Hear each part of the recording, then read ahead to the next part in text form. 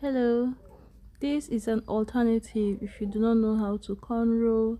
This is so much easier to make. All you need is a blunt needle and a string.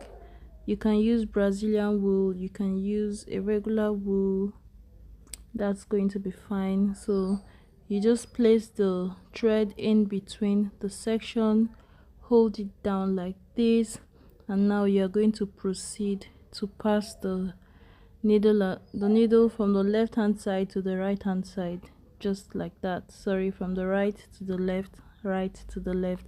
You keep going that way, and at the end you're going to get this beautiful type of braid.